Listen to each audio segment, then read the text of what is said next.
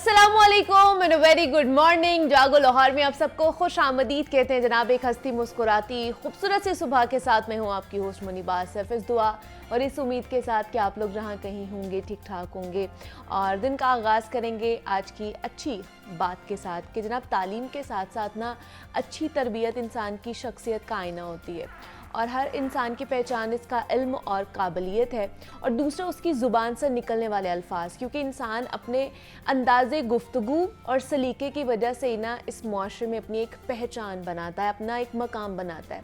बड़ी बड़ी तालीमी डिग्रियां हासिल कर लेना लेकिन दौरान गुफ्तगू गैर मयारी अल्फाज और तल्ख ज़ुबान का इस्तेमाल ये ज़ाहिर करवाता है कि ये इंसान गैर मुहज़्ज़ब है, क्योंकि अल्फाज ही तो होते हैं जिनमें इंसान का अक्स दिखाई देता है। गुफ्तगू ही इंसानी शख्सियत में निखार भी पैदा करती है और ख़ूबसूरती भी पैदा करती है, जबकि दूसरी चीज़ जो होती है वो अमल होती है। इंसान अच्छी गुफ्तगू करना जानता हो जबकि वो खुद बाअमल ना हो तो ऐसी ज़ाहिरी शाइस्तगी का कोई फ़ायदा नहीं होता है, क्योंकि इल्म इंसान को हक़ व बातिल की तमीज़ भी सिखाता है। अमल की वजह से इंसान को इस समाज में, इस मुआशरे में आला मकाम मिलता है और आपके पास इल्म है तो उसे ज़रूर तकसीम करना चाहिए। वो किस तरह करे? बेहतरीन गुफ्तगू के साथ। उससे होगा ये कि ना सिर्फ आपकी बल्कि इस मुआशरे की सोच भी तब्दील होना शुरू हो जाएगी। और जब अच्छी गुफ्तगू और तालीम दोनों इंसान के पास होते हैं ना तो फिर ज़िंदगी के तल्ख हालात से लड़ना बहुत आसान हो जाता है। तो इसलिए बहुत से लोग आपने भी ऐसे देखे होंगे जिनके पास बहुत ज़्यादा डिग्रीज़ होंगी, आला तालीम याफ्ता भी होंगे, लेकिन उनको तमीज़ नहीं होगी कि उन्होंने किस तरह ज़िंदगी में आगे बढ़ना है, किस तरह बड़ों से गुफ्तगू करनी है, बड़ों का अदब किस तरह करना है, बच्चों से शफ़क़त से किस तरह मिलना है। तो डिग्रियां काम नहीं आती हैं। किसी हद तक तालीमी मैदान में डिग्रियां काम आ जाती हैं, लेकिन ये जो आपके सलीके होते हैं, ये जो इक़दार होती हैं आपकी, जो आपको सिखाती हैं कि आपने मुआशरे में आगे किस तरह बढ़ना है, ख़ुद को भी जो है वो बेहतर करना है, मुआशरे को बेहतर करने के लिए भी ये सारी चीज़ें बहुत अहमियत की हामिल होती हैं। तो इसलिए तालीम के साथ साथ हमें ये तमाम तर रिवायात और जो अपने इक़दार होते हैं ना उनसे मुंसलिक रहना चाहिए और इनके बारे में वक्तन फ़वक्तन बात भी करते रहना चाहिए और दूसरों को सिखाते भी रहना चाहिए कि हमने किस तरह ये अखलाकियात से अपने आप को भी जो है वो संवारना है और इस मुआशरे को भी संवारना है। तो आज का यही पैगाम था। उम्मीद करते हैं कि आज का दिन आपका बहुत अच्छा गुजरेगा और आज का प्रोग्राम बहुत अच्छा है जिसमें बहुत सारे ऐसे टॉपिक्स हैं जो रोज़ाना की बुनियाद पर जिन मसाइल से हम दो चार होते हैं तो उनका हल ढूंढने की हम लोग कोशिश कर रहे होते हैं अपने गेस्ट को बुलाकर। तो आज भी इसी तरह के टॉपिक्स हम आपके लिए लेकर आए हैं। तो अब कुछ बात कर लेते हैं आपकी और हमारी सेहत के हवाले से। तो जनाब इस सेगमेंट में योगी नईम साहब हमारे साथ मौजूद हैं। फ़िटनेस के हवाले से हमें बताते हैं, योगा के हवाले से कुछ नई टिप्स हमें दे के जाते हैं ताकि आप योगा करें और सेहतमंद भी रहें। आपको कहीं जाने की और ज़रूरत नहीं है, सिर्फ घर में एक मैट होना चाहिए आपके पास और उसके ऊपर योगा की जो टेक्निक्स हैं जो आपको योगी नईम साहब बताएंगे। आज वो हमें फैटी लीवर के हवाले से बताने वाले हैं कि किस तरह योगा के थ्रू आप इसको हल कर सकते हैं अपनी प्रॉब्लम को। तो उनकी तरफ चलते हैं और आज के योगा टिप्स उनसे लेते हैं। जी योगी नईम साहब बताइए। जी बहन, जैसा कि हम आज बात करना चाह रहे हैं फैटी लीवर पे, तो फैटी लीवर जो है इसके हवाले से हमें योग क्या मुआवनत कर सकता है। योग में बाकायदा ब्रीदिंग्स हैं, कुछ मुद्राज हैं, कुछ पॉस्चर्स हैं जो हमारे लीवर के फंक्शन को बहुत बेहतर कर देते हैं, जिससे फैटी लीवर नहीं होता। मैं एक बात बहुत ज़्यादा ज़रूरी समझता हूँ क्लियर करना कि अक्सर लोग हमें ये समझते हैं कि जनाब जो लीवर है ये खून बनाता है, हालांकि लीवर का खून बनाने के साथ कोई ताल्लुक़ नहीं है। लीवर उसको जो है वो बिल्कुल खून को बनाने का कोई काम नहीं करता। खून आपका बनता है बोन मैरो से। आप के एक बोन के अंदर वाइट सेल होते हैं, वाइट गुद्दा आपने जब देखते हैं तो आप जब हड्डी को साफ़ करते हैं तो उसमें से एक में से वाइट आपका निकलता है मगज़ और एक में से आपके जो है वो रेड निकलता है। तो ये रेड सेल्स और ये वाइट सेल्स, इस तरह टांगों में भी ये बोन मैरो से आपका ब्लड बनता है। जितना बोन मैरो अच्छा होगा उतना ही आपका ब्लड अच्छा बनेगा। तो इस चीज़ का जो है वो समझना बहुत ज़रूरी था, मैंने ये शुरू में बता दिया। अब हम करते हैं कि लिवर फंक्शन को बेहतर करने के लिए जो है वो हम क्या कर सकते हैं। लिवर फंक्शन आपके डाइजेस्टिव सिस्टम के साथ जुड़ा हुआ है।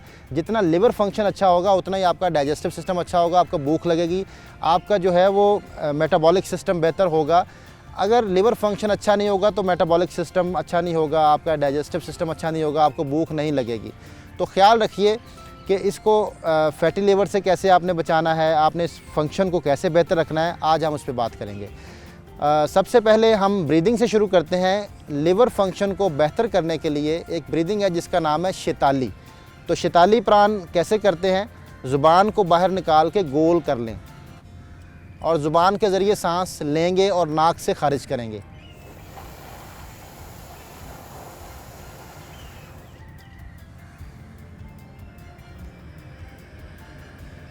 नाक के ज़रिए खारिज करेंगे। इसको बैठ के करना है, लेट के भी कर सकते हैं। ज़ुबान अगर गोल नहीं हो पाती, अक्सर लोगों की ज़ुबान गोल नहीं होती, तो फिर वो क्या करेंगे कि ज़ुबान को ऐसे बाहर की तरफ निकालेंगे और थोड़ा सा ऊपर वाले होंठ की मदद से ज़ुबान के ज़रिए सांस खींचेंगे। ज़ुबान चिपटी होती है ना उनकी, वो गोल नहीं हो पाती, तो गोल करने की भी ज़रूरत नहीं है। ऊपर वाले होंठ की मदद लेते हुए थोड़ा सुराख बना लेंगे, ज़ुबान के ऊपर सांस टच होता हुआ अंदर जाए और नाक से खारिज कर दें। ये शैताली प्राण जो है बड़ी बेहतरीन प्राण है। अगर आप ये करते हैं तो इससे आपका लिवर फंक्शन बेहतर होता है। आपके जो हीट होती है लिवर में वो इससे कम होना शुरू होती है। ये ठंडी प्राण है, ये ठंडक पैदा करती है, यहाँ तक कि ये फ़ीवर को भी कम कर देती है। अगर कभी किसी को फ़ीवर हो और वो फ़ीवर को आपने जो है वो कम करना चाह रहा है तो वो शैताली करना शुरू कर दे, तो ये 5 मिनट के अंदर जो है वो फ़ीवर कम होना शुरू हो जाता है। और अब आते हैं मुद्रा की तरफ। मुद्रा कहते हैं हाथों के अंदाज़ को। आपने अक्सर देखा होगा योगी ऐसे बैठे होते हैं, ऐसे बैठे होते हैं। मुख्तलिफ मुद्राज हैं, ये बहुत सारे टाइप्स के मुद्राज हैं। तो आज हम जो है वो जो करेंगे मुद्रा, इसका नाम है अपान मुद्रा। अपान मुद्रा कहते हैं, अपान संस्कृत ज़ुबान का लफ्ज़ है। अपान का मतलब है किसी बढ़ती हुई चीज़ को रोकना, उसको नीचे लेके आना। तो फैट बढ़ रही है लिवर के ऊपर, जिस्म के अंदर कोई भी चीज़ की ज़्यादती हो रही है, आपका ब्लड प्रेशर हाई हो रहा है, आपको गैसेस हो रही हैं, आपके जिस्म के अंदर यूरिक एसिड बढ़ रहा है, आपके जिस्म के अंदर कोलेस्ट्रॉल लेवल बढ़ रहा है, किसी भी चीज़ की ज़्यादती, तो ये अपान मुद्रा काम करता है। ये मैंने आपको डिटेल से बता दिया कि ये सिर्फ लिवर के लिए नहीं है। कोई भी जिस्म के अंदर ज़्यादती होगी तो उसको नीचे लाने के लिए, कम करने के लिए अपान मुद्रा बनाया जाएगा। कम से कम ये दरमियान की 2 उंगलियां बराबर करके और अंगूठा जोड़ के तीनों पोर बराबर कर लेंगे। और ये उंगलियां बिल्कुल सीधी नहीं करनी, हाथ थक जाएगा, सॉफ्ट रखिएगा, हाथों को भी सॉफ्ट रखिएगा और सिर्फ टच करना है अंगूठे को हाथों, ये 2 उंगलियों के साथ, ज़ोर नहीं लगाना। इसको आप लेट के या बैठ के बनाइएगा। वॉक करते हुए बनाएंगे तो इसका फ़ायदा नहीं होगा। किसी भी मुद्रा का वॉक करते हुए फ़ायदा नहीं होता। और अगर इससे पहले हाथ धो लिए जाएँ, चिकनाई ख़त्म कर ली जाए हाथों में, चाहे पसीने की हो चाहे किसी खाने की हो, तो उससे जो है वो और ज़्यादा बेहतरी आ जाती है। ये मुद्रा फिर ज़्यादा काम करता है। तो 15 मिनट आपने कम से कम क्लॉक को देखते हुए 15 मिनट आपने इसको बनाना है। बातें कर सकते हैं इसके दौरान, इससे आपका लिवर फंक्शन बेहतर होना शुरू हो जाएगा। और इसके बाद हम आते हैं, एक पॉइंट है जो हाथ के अंदर मौजूद है, अगर उसको प्रेस किया जाए तो उससे आपका लिवर फंक्शन बेहतर होना शुरू हो जाता है। लेफ़्ट हैंड के ऊपर ये जो लिटिल फिंगर है, इसके बिल्कुल लाइन में आप नीचे आ जाएं जहां हथेली ख़त्म हो रही है। ये अंगूठे के नीचे जो जगह आ गई, ये आपके जहां से जोड़ है रिस्ट जॉइंट, इससे थोड़ा ऊपर और इस छोटी उंगली की लाइन में ये जो उभरी हुई जगह है, ये लिवर का पॉइंट है। अगर आप इसको प्रेस करते हैं तो आपका लिवर फंक्शन बेहतर होना शुरू हो जाता है। अपने हाथ से भी कर सकते हैं। अगर आप अपने हाथ से नहीं कर सकते तो आप फिर किसी दूसरे की मदद लेंगे। तो आपने इसको ऐसे दबाना है कम से कम 5 मिनट। बहुत ज़ोर लगाने की ज़रूरत भी नहीं है, बस इसको ऐसे हल्का हल्का दबाते रहें, हल्का हल्का दबाते रहें। तो इससे आपके लिवर फंक्शन बेहतर होता है। आपको भूख लगना शुरू होती है, डाइजेस्ट होता है खाना आपका। ये आपके लिवर फंक्शन के लिए बड़ी बेहतरीन चीज़ है। अब और इसको बेहतर करें, अगर आप इसको लिवर को और अच्छा करना चाहते हैं तो इसी जगह पे, ये जो आपके अंगूठे के नीचे जगह आ रही है, इसके ऊपर अगर आप ग्रीन कलर लगा लें, परमानेंट मार्कर लें ग्रीन कलर का, इसके ऊपर आप ग्रीन कलर से आप इसको पेंट कर देते हैं, तो ये रात सोते हुए कर लें, सुबह उठ के आप उसको साफ़ कर लें, धो लें साफ़ अच्छी तरह, ताकि दिन भर आपने काम करना है। और इसको आप नहीं उतरता कलर तो थिनर से भी उतार सकते हैं। ये आपकी जो है वो लिवर फंक्शन को बेहतर करेगा। कलर थेरेपी के नाम से ये जाना जाता है। तो कलर थेरेपी आपकी जो है मुख्तलिफ पॉइंट्स पे होती है। अगर ये लिवर के पॉइंट के ऊपर ग्रीन कलर लगाएंगे तो ग्रीन कलर से आपका जो है वो लिवर फंक्शन अच्छा हो जाएगा।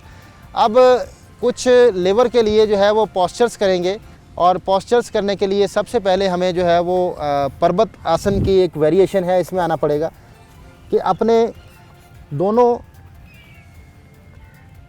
पैरों को पीछे हील टच करके वी शेप बना लें बॉडी की। अब एक एक करके अपनी जो है वो हील टच करेंगे। जितना आसानी से हो सके रोकना है। आपने लेग सीधी करके आपने 10 सेकंड रोकना है, और अगर 20 टाइम आप कर लें तो बहुत अच्छा है। और इसके बाद फिर ये आप 20 टाइम करने के इस तरह 3 सेट करें इसको, 20-20 3 राउंड। इसके बाद फिर आप जो है वो प्लैंक पोजीशन में आ जाएं। अब यहाँ पे इनहेल करेंगे, सांस लंबा लिया, और सांस निकालते हुए दोनों हील्स टच करते हुए अपनी बॉडी को नीचे की तरफ वी शेप बनाएं, कमर सीधी और नीचे लेके आएँ अपने आप को, जितना आसानी से हो सकता है। इनहेल करके आगे आएंगे, यहाँ रुकेंगे, और एक्सहेल करते सांस निकालते हुए अपनी वी शेप बॉडी को करेंगे।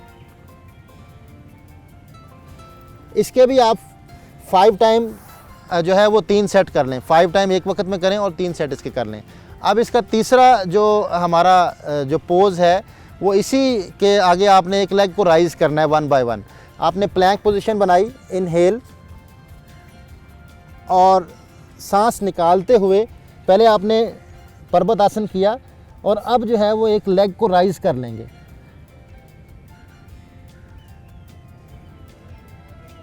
जितना आसानी से हो सके इनहेल करके वापस आएं, और एक्सहेल अब दूसरी साइड से।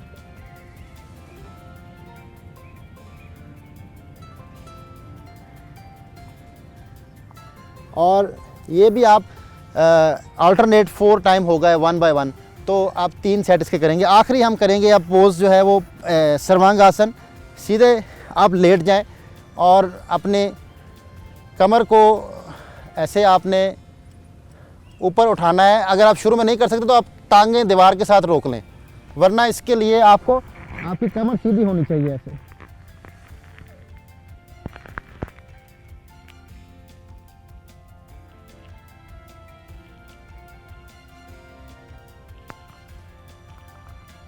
आहिस्ता से वापस। तो ये अगर आप करते हैं तो इससे आपकी जो है वो लिवर फंक्शन बेहतर हो जाएगा। इसके साथ ही आपसे इजाज़त चाहेंगे। बहुत शुक्रिया।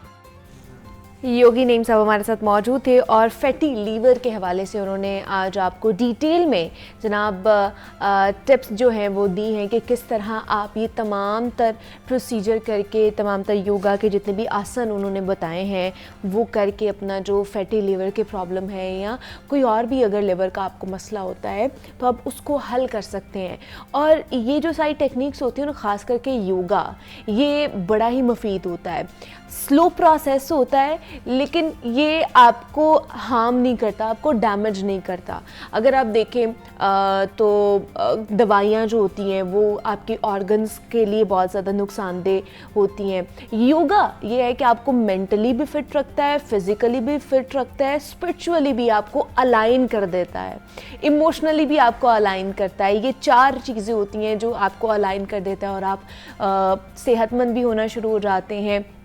बज़ाहिरी तौर पर तो आप अच्छे नज़र आते हैं लेकिन अंदरूनी तौर पर भी आपका सेहतमंद रहना बेहद ज़रूरी है। और योगा मेरे ख्याल से उसके लिए एक बेहतरीन काम है, एक बेहतरीन एक कह ले कि एक चीज़ है जो आप कर सकते हो। आराम से घर पे बैठ के आपने करनी है, आपको कहीं जिम नहीं जाना पड़ेगी, कोई आपको पैसे नहीं देने पड़ेंगे, और यही सारी चीज़ें करके आप आराम से सेहतमंद रह सकते हैं और ये तमाम तर जितनी भी बीमारियां हैं उनका हल जो है आप खुद ही निकाल सकते हैं। तो जनाब योगी नीम साहब हमारे साथ मौजूद थे। योगी साहब आपका बेहद शुक्रिया।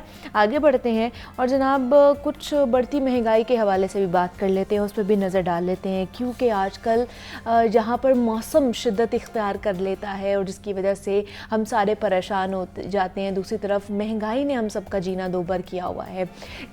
रोज़ाना की बुनियाद पर जनाब इसमें इजाफा ही देखने को मिल रहा है। कीमतें हमें नज़र आती हैं कि डीसी रेट की जो लिस्ट है वो वहाँ पे आवेज़ा होती हैं, लेकिन हमें जो डीसी रेट के हवाले से जो हमें चीज़ें मिलती हैं वो नाक़िस क्वालिटी की मिल रही होती हैं। और बाकी अगर वो कहते हैं, दुकानदार कहते हैं अगर आपको अच्छी और मयारी चीज़ चाहिए तो वो आपको महंगी ही मिलेगी। तो ये क्या है, डीसी रेट के बरक्स ही हर चीज़ फ़रोख्त हो रही होती है। किसने तयन करना है इस चीज़ का, किसने इंश्योर करना है कि डीसी रेट के मुताबिक ही अच्छी मयारी चीज़ मिले, और महंगाई की क्या सूरत हाल है, सब्ज़ियाँ कौन कौन सी महंगी हुई हैं, चिकन की क्या कीमत है इस वक्त। अब्दुल कादिर हमारे साथ मौजूद हैं, उनकी तरफ चलते हैं और जानते हैं महंगाई का अहवाल। अब्दुल कादिर, बताइए कौन कौन सी चीज़ें महंगी हुई हैं आज? जी बिल्कुल। आज जिस तरह आपने बताया कि डीसी की रेट लिस्ट होती है और इस पर अमल दरामद जो है वो डिप्टी कमिश्नर ने ही करवाना होता है, वही जिम्मेदार है कि शहरियों को जो डिप्टी कमिश्नर की जारी करदा रेट लिस्ट है उसके मुताबिक मियारी और दर्जा अव्वल की सब्जियां, फल और जो पोल्ट्री मसनूआत हैं वो दस्तयाब हो सके।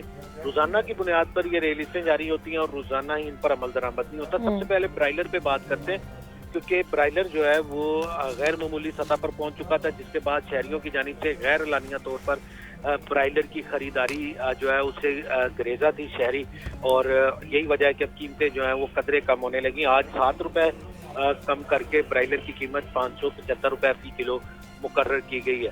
लेकिन अब भी ये लोगों की कुव्वत खरीद से बाहर है, क्योंकि ये वही ब्रायलर है जो 300, 350 और 400 रुपए फी किलो तक ज्यादा से ज्यादा कीमतें पहुंच जाती थी। लेकिन अब ये एक मसनूई तौर पर सप्लाई जो है उसको रोका गया, जिसके बाद जो कीमतें हैं वो गैर मामूली सतह पर पहुंच गई और 575 रुपए आज मुकर्रर की गई है। और सब्जियों के हवाले से बात की जाए तो रोजमर्रा इस्तेमाल की सब्जियां जिसमें प्याज, टमाटर, लहसुन, अदरक शामिल है, क्योंकि घर में हंडिया कोई भी पकाई जाए उसमें लहसुन, अदरक और प्याज का शामिल होना जरूरी है। तो प्याज इस वक्त मार्केट में दर्जा अव्वल का 60 से 70 रुपए फी किलो तक फरोख्त किया जा रहा है, जबकि डिप्टी कमिश्नर की रेट लिस्ट में 43 रुपए के दर्जे अव्वल के प्याज की कीमत मुकर्रर की गई है। टमाटर 110 रुपए मुकर्रर किया गया, लेकिन मार्केट में टमाटर जो है वो 140 रुपए फी किलो तक पहुंच चुका हुआ है। और टमाटर की कीमतें मजीद बढ़ने का भी खदशा है, क्योंकि मौसम की सूरत हाल इस तरह की है कि जो बारिशें और सैलाबी सूरत हाल है उसकी वजह से टमाटर की फसल और टमाटर की ट्रांसपोर्टेशन खासी मुतासर हो रही है। 140 रुपए मार्केट में फरोख्त किया जा रहा है टमाटर। लहसुन 350 रुपए मुकर्रर किया गया, लेकिन मार्केट में 520 से 550 रुपए फी किलो तक लहसुन फरोख्त किया जा रहा है। अदरक की कीमत जो है वो अब जो यौमिया उजरत पे जो काम करने वाले मजदूर हैं उनकी पहुंच से यकसर बाहर हो चुकी हुई है, क्योंकि जो मजदूर है उसकी यौमिया उजरत 1200 रुपए है, जबकि अदरक की कीमत जो है वो 1100 रुपए किलो मार्केट में जो है वो वसूल की जा रही है। 910 रुपए सरकारी रेट इसमें कीमत है और 1100 रुपए फी किलो तक ओपन मार्केट में अदरक फरोख्त किया जा रहा है। सब मिर्च जो है वो 90 रुपए मुकर्रर की गई है, लेकिन मार्केट में 110 रुपए। यही चीज तो हम पूछना चाह रहे हैं अब्दुल कादिर कि इतना ज्यादा फर्क आ रहा है डीसी रेट लिस्ट में और जिस तरह मार्केट में ये फरोख्त हो रही है, खास तौर पर सब्जियां। ठीक है, महंगी है, महंगाई है, लेकिन ये जो खुद इजाफा किया जा रहा है कि एक ही जगह पर अगर 6 दुकानें हैं सब्जियों की तो उनके अलग अलग रेट्स हमें मिलेंगे। डीसी रेट के मुताबिक अगर हम उनसे बात करते हैं कि डीसी रेट ये है, तो वो हमें नाकिस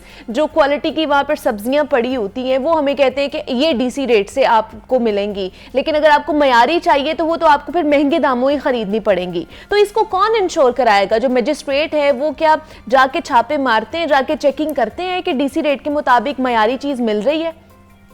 जी बिल्कुल। जो प्राइस कंट्रोल मजिस्ट्रेट हैं वो तो कीमतों के हवाले से जो है वो मार्केटों में, बाजारों में गाहे बगाहे जो है वो चीजें तो चेक करते हैं, लेकिन जब तक जो है वो असल जो कीमतें हैं उसका तयन नहीं किया जाएगा तब तक ये सूरत हाल इसी तरह रहेगी, क्योंकि ये आज का या 1-2 माह का नहीं, साल का मसला है जिससे शहरी जो है उलझ रहे हैं। अब तो जो बड़े डिपार्टमेंटल स्टोर है वहाँ पे दालें जो हैं वो उसका डीसी का काउंटर ही अलग होता है, जिसपे नाकिस दालें पड़ी होती हैं, उसके ऊपर वाज़े तौर पे बड़ा सा लिखा होता है कि डीसी काउंटर, यानी कि डीसी डिप्टी कमिश्नर की जो रेट लिस्ट है उसके मुताबिक ये वाली दालें मिलेंगी। और अगर मियारी और अच्छी क्वालिटी की दालें चाहिए तो उसके लिए कीमतों पर कंप्रोमाइज करना पड़ेगा।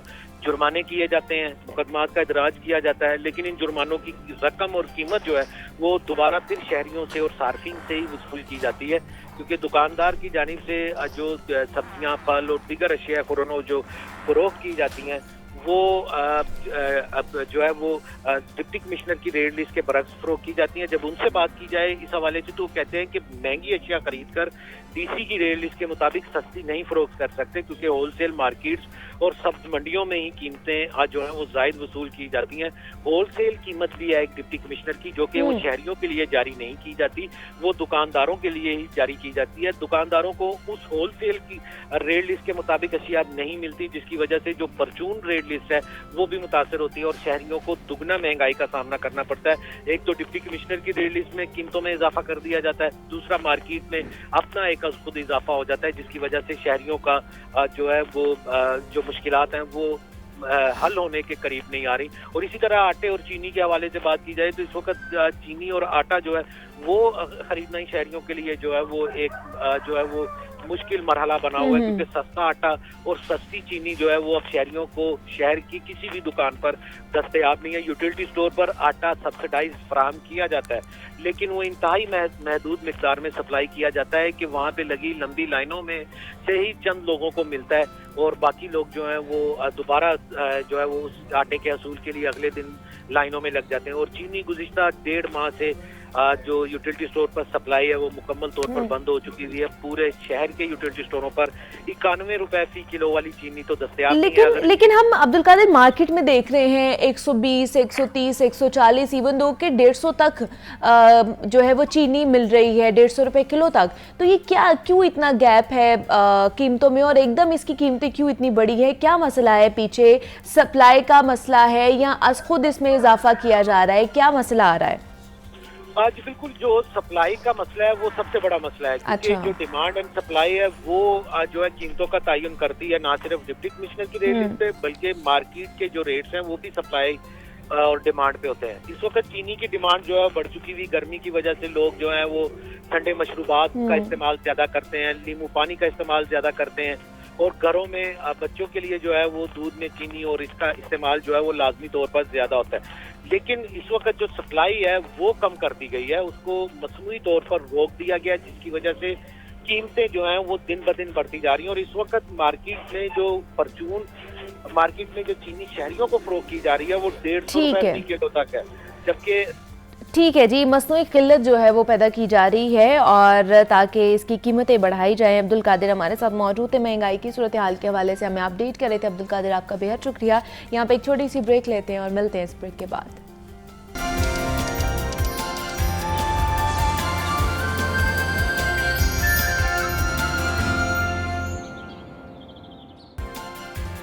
वेलकम बैक टू जागो लाहौर। जनाब, एक बहुत ही मशहूर जुमला है कि अच्छा इंसान वो नहीं है जो देखने में अच्छा हो, बल्कि अच्छा इंसान वो होता है जिसका किरदार अच्छा होता है। और हमारे यहाँ ना लोग गोरे रंग को बड़ी तरजीह देते हैं, लेकिन सिर्फ सफ़ेद चमड़ी ही हुस्न की दलील नहीं होती है और ना ही गोरा रंग होने से आपकी शख्सियत जो है वो उसके ऊपर कोई सुर्खाब के पड़ लग जाते हैं।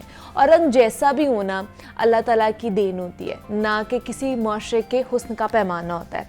हम ना जाने क्यों गोरे रंग के बुखार में इतना ज़्यादा मुब्तला होते जा रहे हैं कि कुछ गोरे रंग के लोग सावले रंग वालों को कमतर समझते हैं, जो कि एक इंसानी नफ्सियात का मसला भी बनता जा रहा है। और बाज़ औक़ात सावले रंग के लोग खुद को शर्मिंदा कर रहे होते हैं। तो ये बहुत ज़्यादा गलत बात है, क्योंकि अल्लाह ताला ने सबको किसी चीज़ की वजह से बनाया है। किसी को अगर गोरा बनाया तो किसी को काला बनाया, किसी को सांवला बनाया है। तो अपनी कह ले कि स्किन में रहना भी एक बहुत बड़ी नेमत है और उसको एक्सेप्ट करना भी बहुत बड़ी एक नेमत भी कह सकते हैं, एक बहुत बड़ी चीज़ भी है और खुशकिस्मती भी है। और लेकिन बहुत से लोग हैं जो अपने सांवले रंग से तंग आ जाते हैं और वो चाहते हैं कि जनाब हमें गोरा होना है। और हमारी सोसाइटी में भी सांवले रंग वालों को बहुत ज़्यादा मुश्किलात का सामना करना पड़ता है, उन्हें बहुत सारे ताने सुनने पड़ते हैं, उनका कंपैरिजन किया जाता है। इवन दो कि हमारे घरों से ही ये कंपैरिजन शुरू हो जाता है कि एक अगर आपकी जो बेटी है वो थोड़ी सी सांवली होती है, उसका रंग गंदमी होता है, और एक ज़रा साफ रंगत की होती है, तो कंपैरिजन आपस में किया जाता है कि तुम ये क्रीम्स लगाओ तुम्हारा रंग गोरा हो जाएगा, या तुम्हारी शादी तब होगी जब तुम गोरी होगी। तो ये सारी जो चीज़ें हैं जो क्रीम्स के हवाले से या आजकल बहुत ज़्यादा वाइटनिंग इंजेक्शंस लगवाए जा रहे हैं कि जनाब आप ड्रिप्स लगवाएं और आप जो अपना रंग है उसको गोरा कर लें। तो आज हम इसके हवाले से बात करेंगे कि कितनी मिथ्स हैं जो टैबूज बनती जा रही हैं और जिसको निकालना या जिसके हवाले से बात करना या जिसको निगलेक्ट करना जो है बहुत ज़्यादा ज़रूरी है। और जो अपनी स्किन टोन को किस तरह हम लोग फ्रेश रख सकते हैं, अपनी स्किन में किस तरह हम कंफर्टेबल हो सकते हैं, इस पर भी बात करेंगे। और ख़ासतौर पर वाइटनिंग इंजेक्शंस के हवाले से बात करेंगे कि कितने वो फ़ायदेमंद है और क्या क्या उसके नुकसानात भी हो सकते हैं आपकी बॉडी के अंदर या आपकी स्किन के ऊपर। तो doctor Kanwal dermatologist, consultant dermatologist हमारे साथ मौजूद हैं, उनसे बात करेंगे। डॉक्टर कंवल, कामिल आपको वेलकम कहती हूँ जागो लोहार में। कैसी हैं आप? थैंक यू सो मच, मैं बिल्कुल ठीक हूँ, आप कैसी हैं? मैं भी बिल्कुल ठीक ठाक। डॉक्टर इकबाल, ये गोरे और काले रंग की बहस बहुत ज़्यादा होती रहती है और ख़ास करके हमारे मुआशरे में पाकिस्तानी मेरे ख्याल से इस चीज़ में ज़्यादा बहस में पड़ते हैं कि तुम्हारा रंग काला है, तुम्हारा रंग गोरा है। तो एक तो वाइटनिंग क्रीम्स का इस्तेमाल बहुत ज़्यादा बढ़ जाता है इसी सिलसिले में, और दूसरा अब आजकल जो न्यू टेक्नोलॉजी कह लें कि वाइटनिंग इंजेक्शंस की बात हो रही है, ड्रिप्स की बात हो रही है। सबसे पहले तो बताएं कि ये जो आपके पास आते हैं क्लाइंट्स के हमारा काला रंग है तो इसको गोरा कर दें।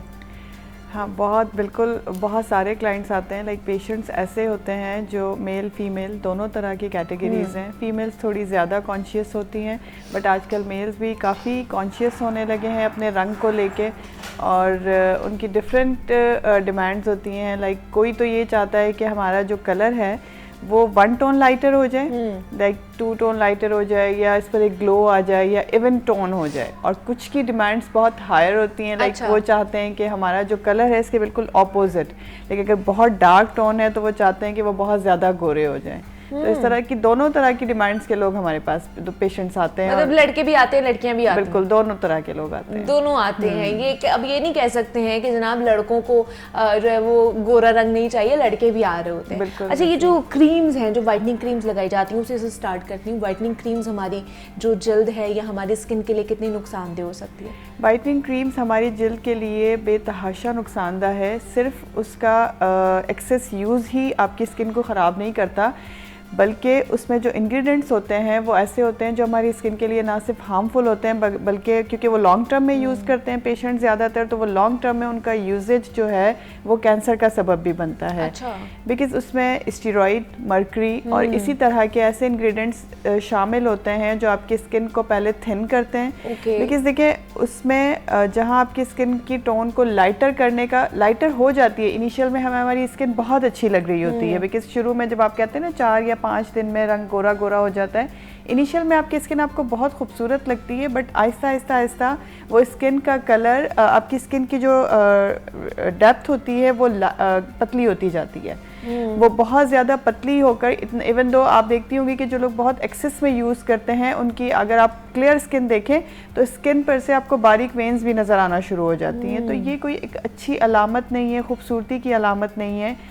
मुसलसल वाइटनिंग क्रीम्स का इस्तेमाल आपकी स्किन को कुछ टाइम के लिए गोरा ज़रूर कर देता है, कुछ टाइम के लिए आपकी कलर टोन को लाइट ज़रूर कर देता है, बट उसके बाद आपकी स्किन पर पिगमेंटेशन स्टार्ट हो जाती है। उन क्रीम के एक्सेस यूज़ की वजह से आपकी स्किन पर दाने निकल आते हैं, उसकी वजह से एलर्जीज डेवलप हो जाती हैं। फिर फर्दर अगर आप कॉन्टीन्यूसली यूज़ करते रहते हैं तो वो लॉन्ग टर्म में कैंसर का सबब भी बन सकती हैं। Skin cancer normally Asian skin में इतना ज़्यादा नहीं होता नॉर्मली अगर हम देखें, but excess use of these creams आपको कैंसर तक लीड कर सकते हैं, आपको कैंसर करवा सकते हैं।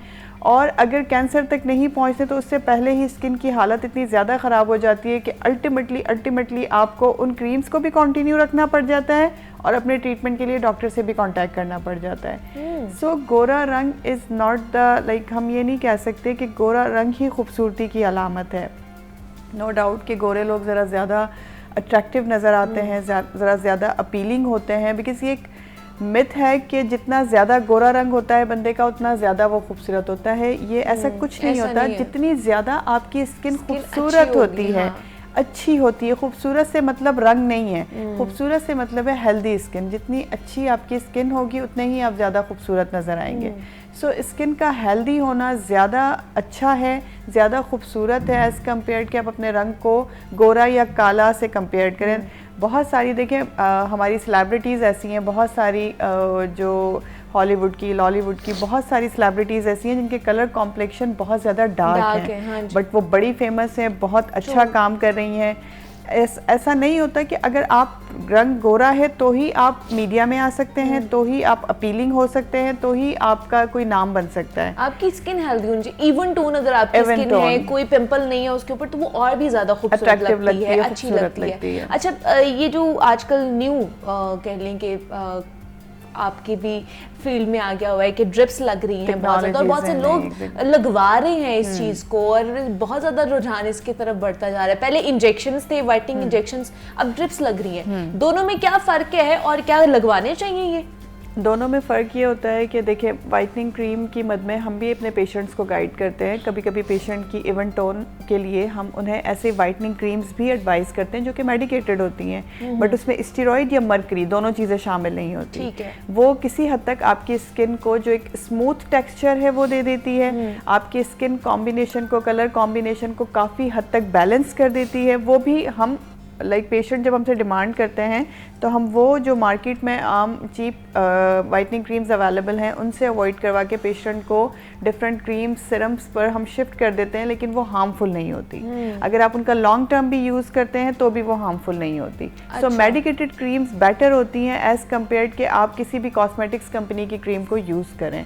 उसका रीज़न ये है कि कॉस्मेटिक्स कंपनी की जो जितनी भी क्रीम्स होती हैं वो आपकी स्किन टेक्सचर को देख के नहीं बनाई जाती। पहली बात, उसमें ज़्यादा जल्दी इफ़ेक्ट देने के लिए या वाइट करने के लिए ऐसे इंग्रेडिएंट्स शामिल कर दिए जाते हैं जो हार्मफुल होते हैं। इसी तरीके से जो वाइटनिंग इंजेक्शंस हैं, ग्लूटाथायोन के नाम से वाइटनिंग इंजेक्शंस का आजकल बहुत ज़्यादा लोगों में कॉन्सेप्ट से लोग आकर हमसे क्वेरी डायरेक्ट ही ग्लूटाथायोन के लिए करते हैं कि आप ग्लूटाथायोन लगाते हैं या रंग गोरा करने वाले इंजेक्शन या वाइटनिंग इंजेक्शंस लगाते हैं या ड्रिप्स लगाते हैं।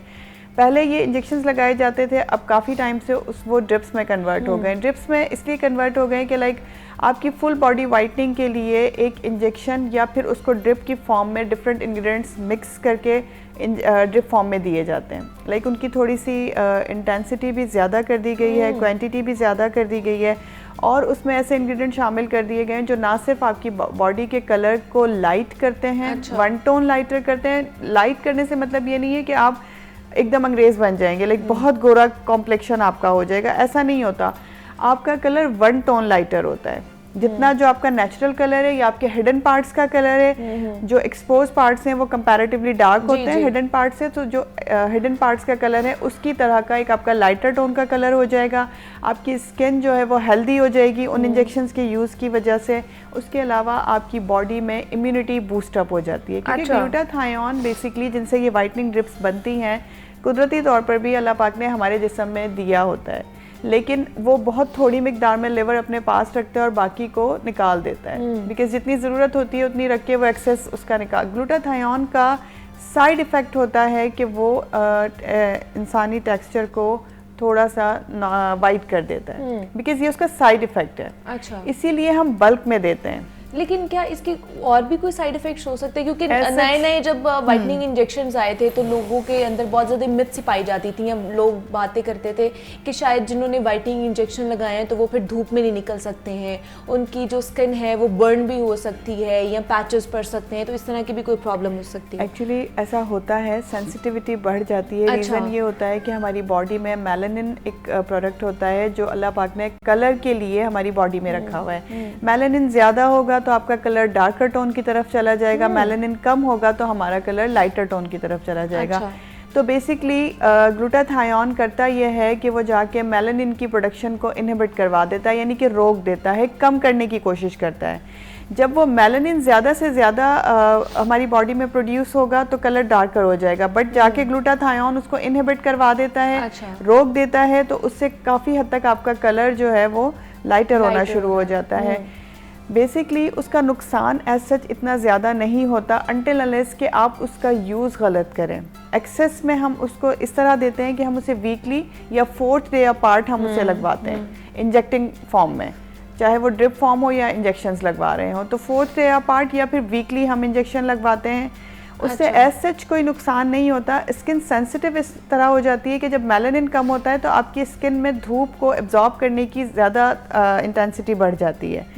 सो सन ब्लॉक का इस्तेमाल नॉर्मली भी मैं बताती हूँ, आपके प्रोग्राम में मैं काफ़ी मरतबा बता चुकी हूँ कि कोई वाइटनिंग इंजेक्शन यूज़ कर रहा हो या ना कर रहा हो, आपने नॉर्मली भी सन ब्लॉक का इस्तेमाल रखना है। अपने एक्सपोज पार्ट्स पर आप सन ब्लॉक ज़रूर इस्तेमाल करेंगे, लेकिन ग्लूटाथायोन के पेशेंट के लिए स्पेशली हम उन्हें कहते हैं कि आपने सन ब्लॉक ज़रूर यूज़ करना है। सन ब्लॉक उनके लिए कंपल्सरी है आपके लिए। पानी का इस्तेमाल ज़्यादा बढ़ा देते हैं, क्योंकि पानी जितना ज़्यादा पीते हैं उतनी अच्छी एब्जॉर्प्शन होती है ग्लूटाथायोन की।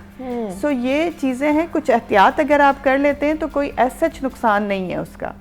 आपकी स्किन ना सिर्फ अच्छी होती है बल्कि उससे एक और फ़ायदा भी होता है कि आपकी बॉडी भी टोन अप हो जाती है, आपकी इम्यूनिटी भी बढ़ जाती है, क्योंकि ये हमारी इम्यूनिटी को भी बूस्ट अप करता है। सो ये इंजेक्शंस ना सिर्फ मल्टीविटामिन होने का काम करता है बल्कि वो आपकी बॉडी में इम्यूनिटी को भी डेवलप करवा देता है। तो इसके एज सच नुकसानात नहीं है, साइड इफ़ेक्ट ही मैंने बताया कि साइड इफ़ेक्ट ही उसका ये है कि वाइटनिंग हो जाती है, वाइटनिंग बहुत ज़्यादा हो जाती है। लेकिन मतलब डॉक्टर कमल, हमारे ये कॉन्सेप्ट क्यों बन गया हुआ है कि अगर एक लड़की वाइट होगी, गोरी होगी, तभी वो जो है वो मुआशरे में जो है अच्छा एक कह लें कि मकाम पा सकती है, या ख़ास तौर पर आपके पास भी इस तरह के क्लाइंट्स आते होंगे जिनकी शादी करीब होती होगी और वो आके कहते होंगे कि जनाब हमारी शादी करीब है और हमें गोरा कर दें। ये बहुत ज़्यादा इसमें पाया जा रहा है, रुझान पाया जा रहा है कि शादी से पहले लड़की गोरी होनी चाहिए, फिर वो डॉक्टर्स के चक्कर लगाते हैं। बिल्कुल ऐसे ही है। देखिए ये एक बैड फैक्टर है, हमें इससे इसके जितना ज़्यादा हो सकता है कंडेम करना चाहिए।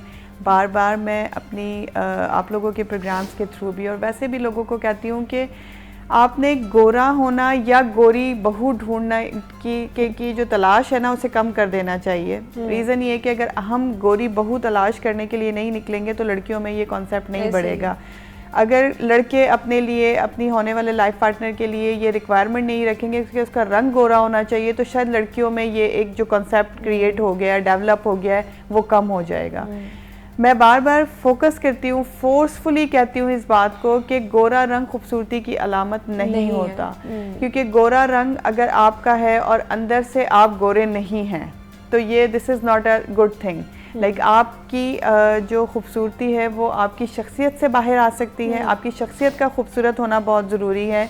सो माशरे में हम लोग, मतलब हमें इनिशिएशन करनी चाहिए कि माशरे में हम लोगों को मैं अपने पेशेंट को सबसे पहले, जब भी कोई इस तरह का पेशेंट मेरे पास आता है और डिमांड करता है कि मेरी 1 महीने बाद या 2 महीने बाद शादी और मुझे अपना रंग गोरा करना है, मैं कोशिश करती हूँ कि क्योंकि इससे ज़्यादा पेशेंट सुनते नहीं हैं, 4-5 मिनट का एक लेक्चर उन्हें दे दूँ कि गोरा रंग खूबसूरती की अलामत नहीं अच्छा, है। ये रीज़न सिर्फ लड़कियाँ लेके आती हैं या कभी लड़के भी आए हैं कि हमारी शादी है तो ज़रा हमें गोरा बिल्कुल करना है? ऐसा है, लड़के भी आते हैं। और आप बिलीव करें, इंटीरियर से, पैरामिसिस से, ऐसी बहुत सारी आप देखें, मतलब मैं लाहौर की बात नहीं करी, बड़े शहरों की बात नहीं करी, मैं सराउंडिंग की बात कर रही हूँ। सराउंडिंग से लोग ऐसे आते हैं और बहुत पढ़े लिखे नहीं होते, बहुत अवेयर चीज़ों से नहीं होते, बट उनकी डिमांड ये होती है कि हमने गोरा रंग करना है, हमारी शादी है डॉक्टर साहिबा 1 महीने के बाद या 2 महीने के बाद, बस कुछ भी करें, कोई भी ट्रीटमेंट दें, जितने भी मर्जी पैसे ले लें, आप हमें गोरा कर दें।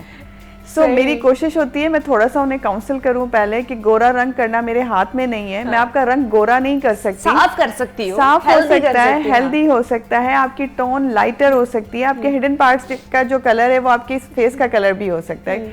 जस्ट ट्राई करती हूँ, बट बहुत मुश्किल होता है, ऐसा पेशेंट ज़्यादातर इस चीज़ से कन्विंस नहीं होते, वो कहते हैं जो भी मर्जी करें, बस गोरा कर, बस आपने गोरा कर देना है हमें। बट मेरी फिर भी ये मैक्सिमम एफर्ट होती है कि मैं उन्हें ये समझा के भेजूं कि मैं ऐसा कर नहीं सकती, कोशिश कर सकती हूँ। ये जनाब अल्लाह ताला के हाथ में होता है कि आपको किस तरह की स्किन से उसने नवाजा है। अच्छा, एक ना ये 4-5 क्रीमें मिक्स करने का भी रवाज बहुत ज़्यादा है, अभी भी मेरे ख्याल से बहुत से लोग लगाते भी हैं और ओवरनाइट लगा के सो भी जाते हैं। ये ख़वातीन में भी देखा है और मर्द हजरात में भी मैंने खुद भी देखा है, विटनेस भी किया है। बहुत से लोग, जो बहुत से मर्द हजरात रात को खासतौर पर शादियों से पहले लगा के सो जाते हैं कि शादी में हमारा रंग बड़ा साफ सुथरा होगा, हम गोरे नजर आएंगे।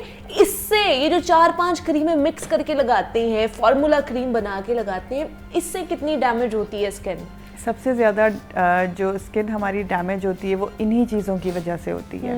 बिकॉज़ ये जो फार्मूला क्रीम्स जब से लोग यूज़ कर रहे हैं, लाइक इसको मैं कहूँगी 10-12 ईयर्स और मोर देन 10-12 ईयर्स लोग यूज़ कर रहे हैं, उससे मैंने बताया था ना इनिशियल में आपको कि इस तरह की जो भी क्रीम्स होती हैं, इनका सबसे बड़ा नुकसान ये होता है कि आपकी जो स्किन है वो डे बाय डे थिन होती जाती है, पतली होती जाती है आपकी स्किन एट द एंड इतनी ज़्यादा पतली हो जाती है कि उससे आपको वेन्स प्रोमिनेंट नज़र आना शुरू हो जाती हैं। स्किन थिनिंग का सबसे ज़्यादा नुकसान क्या होता है कि आपकी स्किन ज़्यादा सेंसिटिव हो जाती है और बर्न भी हो जाती है, रेडनेस बहुत ज़्यादा होना शुरू हो जाती है। ऐसे ही है, आप देखिए इस इमीडिएट क्रीम की वजह से अक्सर पेशेंट, खासतौर पे फीमेल पेशेंट हमारे पास आती हैं कि शादी थी तो हमने कांटेक्ट किया किसी भी सैलून से और उन्होंने हमें ये क्रीम बना के दी और उन्होंने कहा कि आपका जो कलर है वो 4 या 5 दिन में ठीक हो जाएगा। तो आप ये क्रीम यूज़ करें। सही। और यूज़ करने की वजह से लोग एहतियात भी नहीं करते, बिकॉज उसमें स्टीरॉइड या मर्करी शामिल होता है। लड़कियों ने या लड़कों ने क्रीम लगाई, उसके बाद किचन में चले गए, लगाई हुई रूटीन में घूम रहे हैं, उसको लगा के बर्न। बेसिकली आपकी स्किन की सेंसिटिविटी इतनी ज़्यादा हो जाती है कि वो आपकी स्किन को बर्न कर देता है। वो 3 या 4 दिन में रंग गोरा करने वाली क्रीम्स डेफिनेटली आपकी स्किन टोन को देख के तो नहीं बनाई गई, उन्हें नहीं पता आपकी स्किन कितनी सेंसिटिव है। और बजाय इसके कि वो जो 15 दिन बाद शादी है, 5 दिन में रंग गोरा करने के चक्कर में वो जो स्किन उनकी नॉर्मल थी वो बर्न हो गई है। सो अक्सर ऐसे पेशेंट हमारे पास रिपोर्ट होते हैं जो अपनी स्किन का बर्न लेके आते हैं, और वो बर्न या तो ब्लीच क्रीम से होता है, या फिर वो जो फेस पॉलिशर्स होते हैं उनसे होता है, और या फिर ये स्टीरॉइडल क्रीम्स की वजह से होता है। तो ये स्टीरॉइडल क्रीम्स बहुत डेंजरस हैं। बराए मेहरबानी उन्हें यूज़ ना करें। लॉन्ग टर्म में या शॉर्ट टर्म में 4 दिन के लिए या 14 दिन के लिए इसे इस्तेमाल ना करें। इससे बहुत बेहतर है कि जो आपकी स्किन टेक्सचर है, स्किन टोन है, उसे जितना हो सकता है हेल्दी कर लें। बस सिर्फ एक इसका यही सॉल्यूशन है कि आप उन्हें हेल्दी करें। आपको नहीं समझ आता तो आप किसी भी डर्मेटोलॉजिस्ट को कंसल्ट करें, अपनी स्किन टोन उनसे चेक करवाएं प्रॉपर्ली, और उन्हें बताएं कि आप अपनी स्किन को साफ सुथरा करवाना चाहते हैं, वर्ड गोरा इस्तेमाल ना करें। आप कोशिश करें कि उन्हें ये कहें तो डॉक्टर भी हम कराना चाहते हैं, ये कह ले हम जैसे मतलब डॉक्टर्स भी थोड़ा खुश हो जाएं कि कोई अच्छा पेशेंट आया है और गोरे रंग की डिमांड नहीं कर रहा है। लेकिन मुनीबा ये एक फैक्ट है कि अगर मेरे पास 100 पेशेंट्स इस प्रॉब्लम के लिए आते हैं तो उसमें से 98 की डिमांड यही होती है कि हमें रंग गोरा करना है। हमें इवन दो अच्छी खूबसूरत गोरे रंग वाली लड़कियां भी कहती हैं कि हमें हमारा रंग गोरा करना है। और मैं कितना गोरा करना? मैं उनसे ये सवाल करती हूँ लिटरली कि मतलब मैं इसमें और मजीद क्या एडिंग्स करूँ, ऐसा क्या करूँ कि ये मजीद गोरा हो जाए। मतलब ऑलरेडी आप गोरी हैं, आपको और गोरा कैसे करना है? हाँ, आप ये कह सकती हैं कि हमारी स्किन इवन नहीं है, हम चाहते हैं हमारी स्किन का इवन टोन हो जाए। हमारी स्किन पे ग्लो नहीं है, ग्लो हम लेके आ सकते हैं, बट गोरा रंग थोड़ा सा प्रॉब्लम है, थोड़ा सा मुश्किल है। तो इसलिए जनाब अपनी स्किन को एक्सेप्ट करें और अपनी स्किन में रहना सीखिए।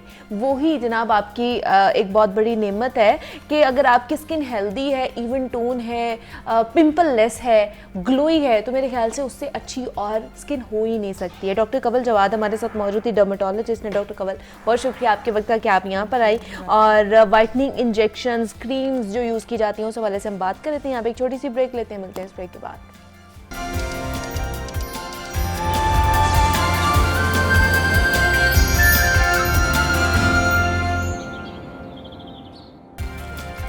वेलकम बैक टू जागो लाहौर। जनाब अब कुछ बात कर लेते हैं फैशन इंडस्ट्री के हवाले से और ख़ास करके ख़वातीन के लिबास के हवाले से, क्योंकि जनाब ख़वातीन ने नए से नए फ़ैशन ट्रेंड्स को जो है वो अडॉप्ट करना होता है, उसके हवाले से देखकर कपड़े पहनने होते हैं, सिलवाने होते हैं, मार्केट में जाके पूरी जनाब पहले देखना होता है, पूरी मार्केट में पूरे मॉल को उन्होंने देखना है, फिर जाके कोई एक सूट सिलेक्ट करते हैं। बड़ी सिलेक्टिव होती है ख़वातीन अपने मामलात के हवाले से, और ख़ास तौर पे अपना ड्रेस जब उन्होंने ख़रीदना होता है। तो आज हम एक तो फ़ैशन ट्रेंड्स पर बात करने वाले हैं कि मार्केट में कौन कौन से फ़ैशन ट्रेंड्स इन हैं, किस तरह के कपड़े पहनने चाहिए। दूसरा हम बात करेंगे कि ना पाकिस्तान में जो फ़ैशन इंडस्ट्री है वो किस तरह बूस्टअप हो सकती है, किस तरह वो हमारी मईशत में एक अहम किरदार अदा कर सकती है। दूसरा कि पाकिस्तानी फ़ैशन इंडस्ट्री और अगर उसका कंपैरिजन किया जाए अपने हमसाया ममालिक से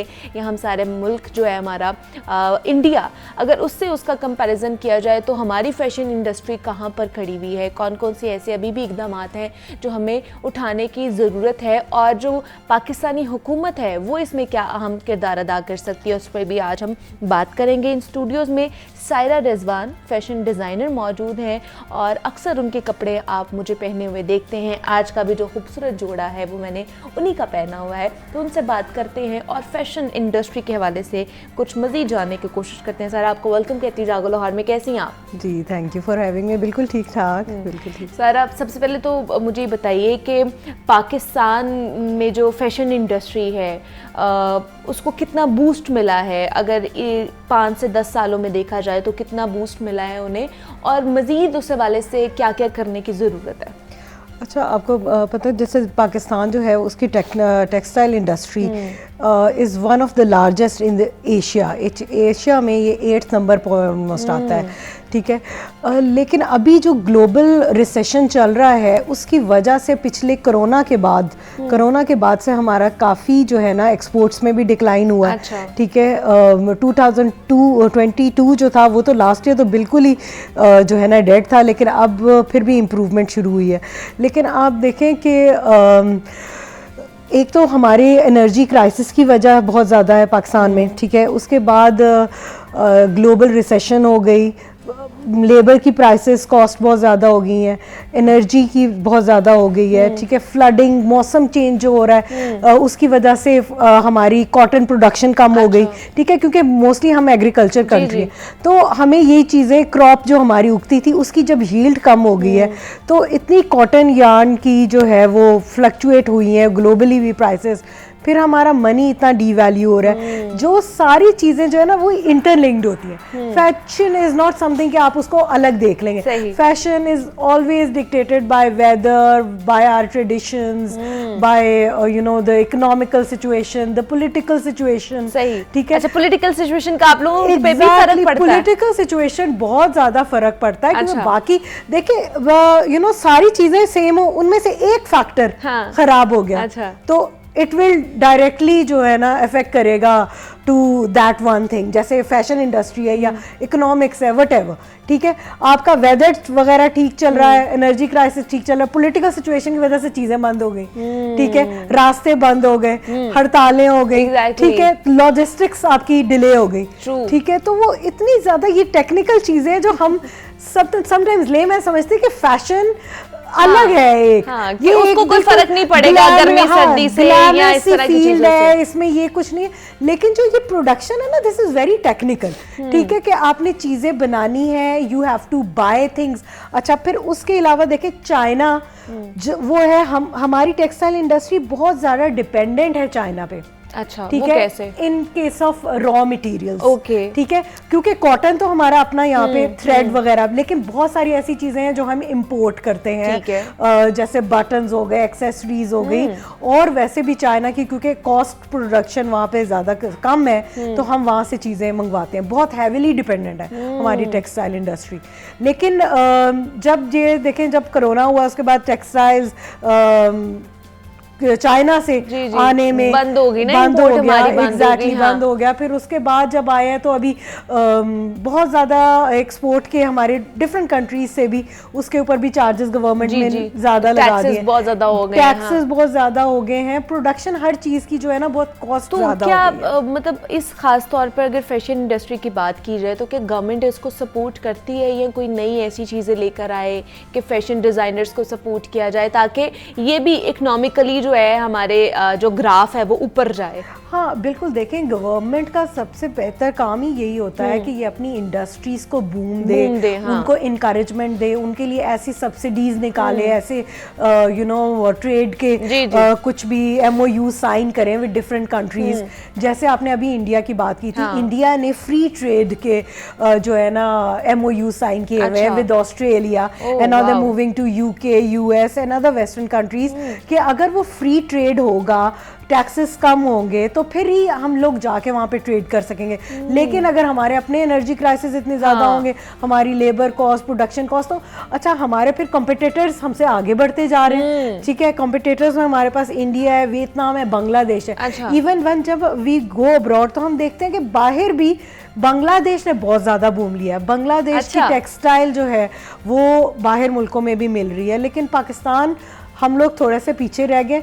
पहले हमारा ब्राइडल कोचोर पहले बहुत ज्यादा जो है ना फेमस था और पसंद किया जाता था, इंटरनेशनली लोग जो है वो खरीदने आते थे। उसमें तो एक हम देखते हैं चेंज तो ऑब्वियसली आया है, लेकिन अब हम जो एक्सपोर्ट डिक्लाइन की तरफ जा रहे हैं, पहले हमारा ब्राइडल होता था खाली रिकग्नाइज्ड वर्ल्ड वाइड, अब हमारे लॉन बहुत वर्ल्ड वाइड रिकग्नाइज्ड है बिकॉज ऑफ हमारे जो डिजाइनर्स हैं, जो लॉन वॉर्स और वो स्पेसिफिक हमारी अच्छी लॉन जो यहाँ पे चल रही है। लेकिन अब मसला यही आ जाता है कि then we have limited production.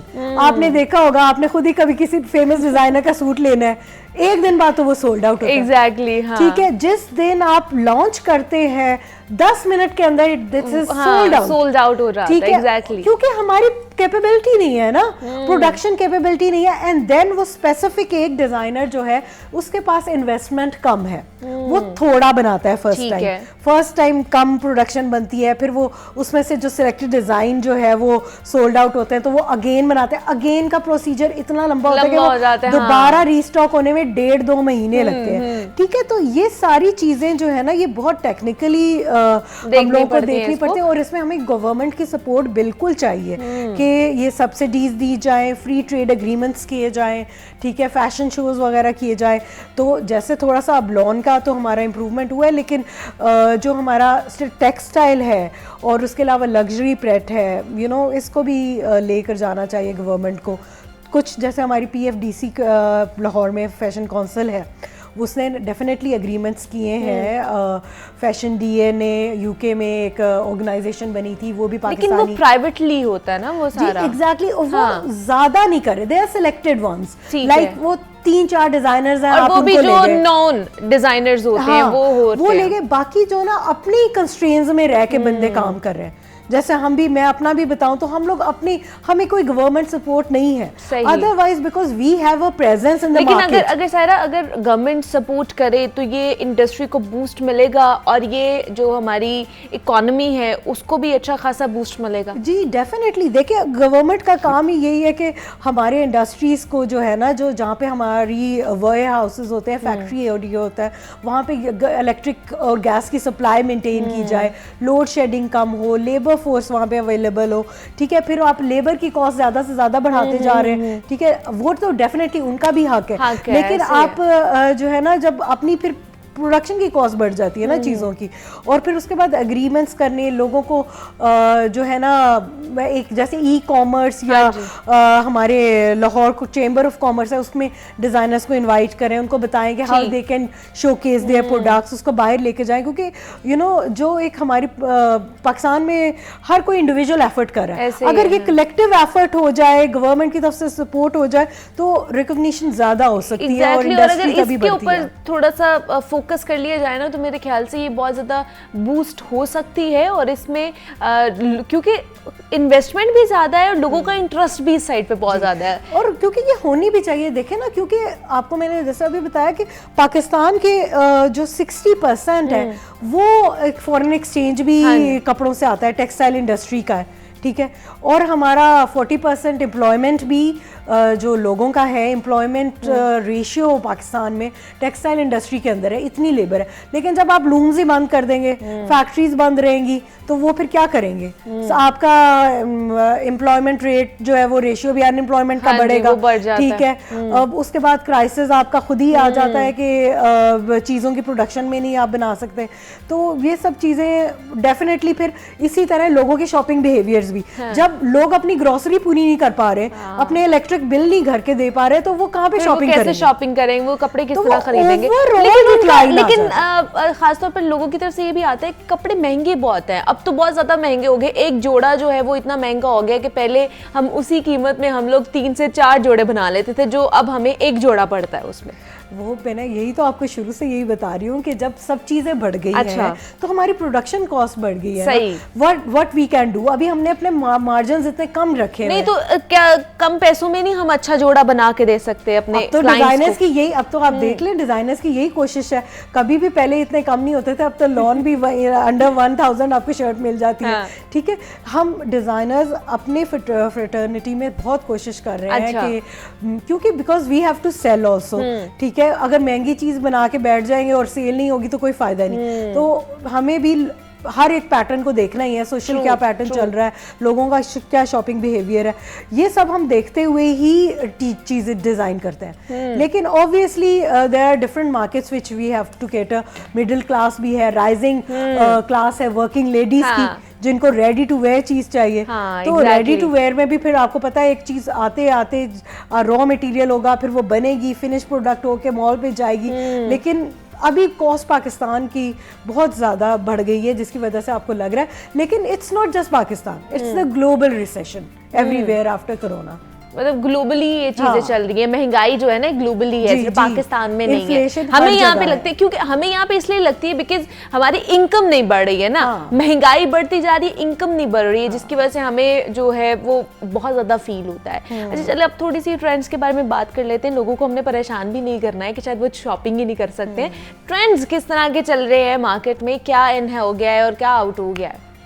Trends तो जो आप लोग ही बनाते हैं, आप लोग इन्फ्लुएंसर्स, और जो ये है सोशल मीडिया का जितना इन्फ्लुएंस है, टेक्नोलॉजी और लोगों की अवेयरनेस, उससे जो है ना लोग तो रिलेट करते हैं, भाई हमने इस तरह की लड़की का, ये लड़की है, ये बड़ी पसंद है, इस तरह के कपड़े पहनने हैं, ठीक है। तो वो ऑब्वियसली यही होता है कि इसमें आजकल जैसा मौसम चल रहा है पाकिस्तान में, तो गर्मी है, 8-9 महीने तो गर्मी है, तो फिर आपके फ्लोरल प्रिंट्स चल रहे हैं, लॉन है, स्विस लॉन बनाई मैंने, और दूसरे अभी जैसे आपने आज गरारा पहना है तो फ्लोई चीज़ें ये बनाए हैं, कॉर्ड सेट्स बहुत ज़्यादा चल रहे हैं, और मैचिंग ज़रा प्रिंटेड जो है उसमें सेम चल रहे हैं। इसके अलावा सॉलिड्स का भी मतलब ये पैरेलली चल रहा है, प्रिंट्स भी हैं और सॉलिड्स भी हैं। जी ये भी अच्छा, ये भी एक होता है कि ग्लोबली कुछ चलते हैं, जैसे हमारे ट्रेंड्स होते हैं, हम भी बहुत ज़्यादा इन्फ्लुएंस्ड होते हैं बाय द वेस्टर्न कल्चर। हाँ, उसको फ्यूजन करके फिर हम अपनी वेरिएबिलिटी के मुताबिक, अपनी क्लाइंटेज के मुताबिक जो है वो उन ड्रेसेस को डिज़ाइन करते हैं, ताकि विद इन ट्रेंड भी रहे, आउटडेटेड भी ना रहे, और बॉडी टाइप्स को भी तो किस तरह, मतलब ये जो डिज़ाइंस हैं ये किस तरह बनते हैं? मतलब बैठे बैठे दिमाग में आ गया कि अच्छा इस तरह का डिज़ाइन होना चाहिए, या कहीं से सर्च आउट भी करती हैं कि क्या चल रहा है क्या नहीं चल रहा है? मैं आपको प्रोसेस बताती हूँ। सबसे the first process is your mood board. आप एक मूड बोर्ड बनाते हैं, उसमें आप कलर सिलेक्शंस रखते हैं, चॉइस रखते हैं कि भाई ये मेरे इस कलर में मैंने बनाना है, बिकॉज ऑफ द आप कलर ट्रेंड देख लेते हैं आजकल क्या चल रहा है, वेदर क्या चल रहा है, और किस तरह colour trend, then the fabric selection and then designing. फिर उसके स्केच हम करते हैं कि किस तरह का होना चाहिए।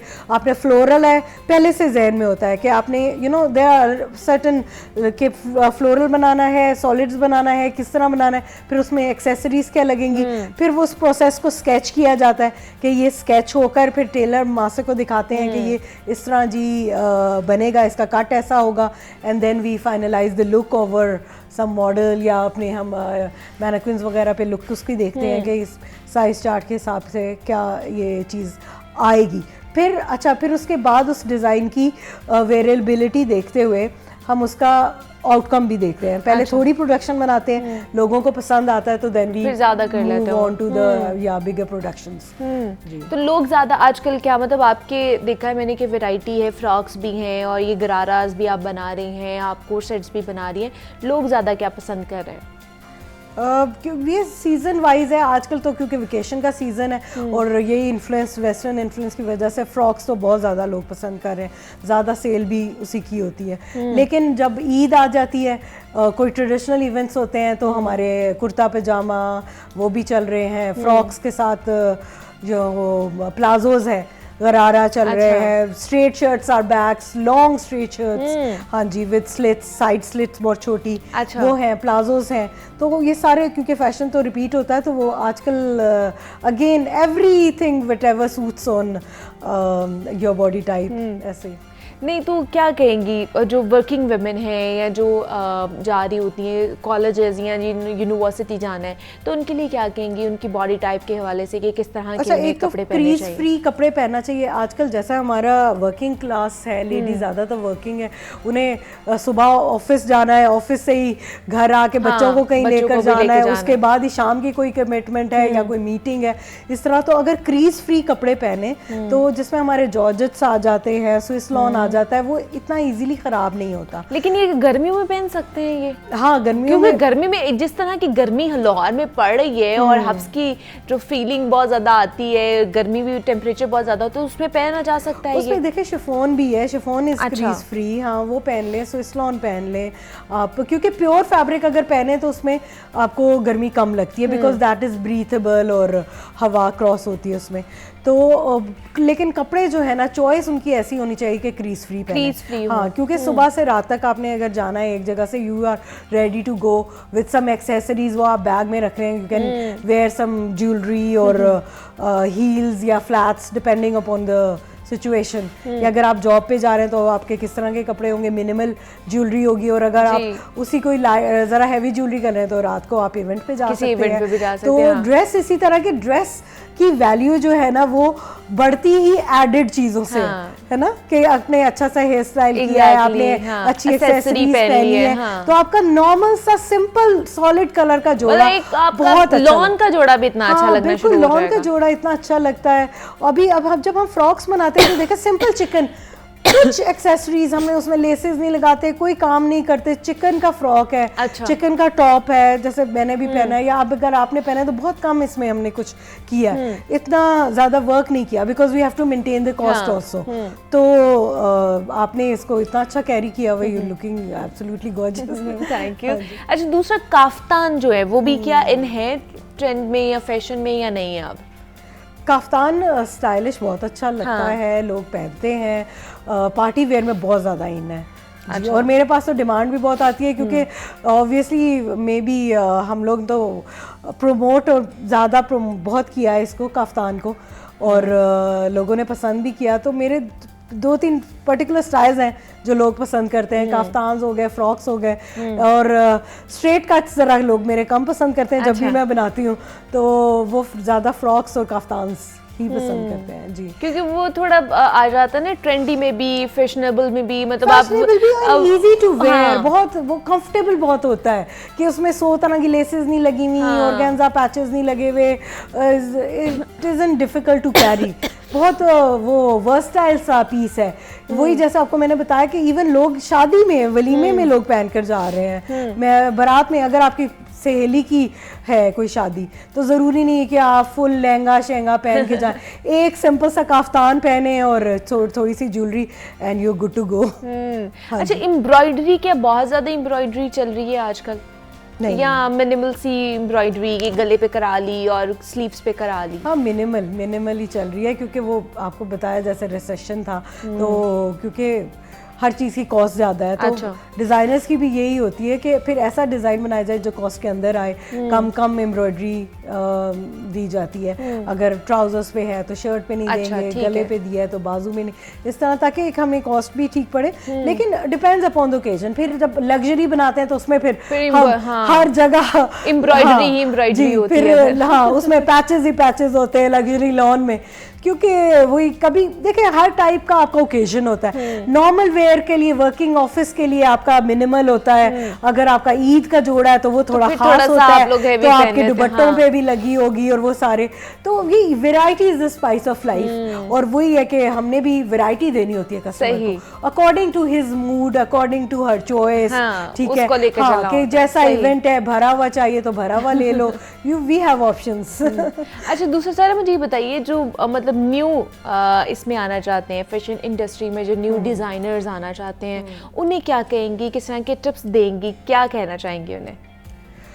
नए लोग जो आना चाहते हैं तो आजकल तो प्लेटफॉर्म बहुत अच्छा है, ऑनलाइन क्या कैपेसिटी है इस फैशन इंडस्ट्री में कि वो आके अपना नाम बना सकते हैं या अपनी जगह बना सकते हैं? नहीं, जगह तो ऑब्वियसली काम करने से, हार्ड वर्क से बनती है, और डेफिनेटली बना सकते हैं। ये नहीं है कि इसमें आपके बहुत ज़्यादा जो है ना सैचुरेशन होगी, ऐसा बिल्कुल भी नहीं है। ठीक है, अभी भी हमारे जो फैशन पोटेंशियल बहुत ज़्यादा है फैशन इंडस्ट्री में, लोग आ रहे हैं, काम भी कर रहे हैं।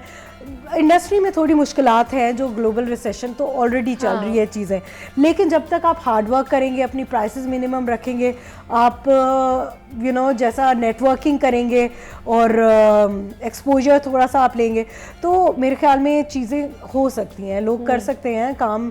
डेफिनेटली आजकल हमारे स्टूडेंट्स पढ़ रहे हैं, इतने ज़्यादा लॉट निकल रही है, तो इसमें पोटेंशियल है, बहुत ज़्यादा पोटेंशियल है। और फिर उसके बाद डिज़ाइनर्स के पास एम्प्लॉयमेंट्स बहुत ज़्यादा है, क्योंकि ready to wear street fashion इतना चला हुआ है, बाहर से लोग आकर। लेकिन अगर स्टार्ट करना है तो कहाँ से उन्हें स्टार्ट करना चाहिए, ब्राइडल से या फिर जो रेडी टू वेयर है और जो कैजुअल वेयर है उससे स्टार्ट करें? पहले तो मेरा मशवरा ये होगा कि वो इंटर्नशिप्स करें विद एस्टैब्लिश्ड हाउसेस, जो फैशन हाउसेज हैं उनके साथ इंटर्नशिप करें, so that they learn how to market a product, how to make a product, what is the, क्योंकि जो पढ़ रहे होते हैं वो हमारा थोड़ा सा गैप होता है इंडस्ट्री से, ठीक है, तो पढ़ाई में थ्योरेटिकल ज्यादा होता है, प्रैक्टिकल नहीं हो रहा जब होता तक ना। इंटर्नशिप करें आके डिजाइन हाउसेस में, उनसे सीखें कि एक प्रोडक्ट को कैसे मार्केट करना है, तो कैसे बनाना है, कॉस्ट कैसे कम करनी है, देन तो क्या आपके पास आ सकते हैं, आपके पास आ सकते हैं लोग इंटर्नशिप के लिए? जी बिल्कुल बिल्कुल आते भी हैं लोग, हम समर्स में भी आजकल इंटर्नशिप्स लोगों की चल रही हैं,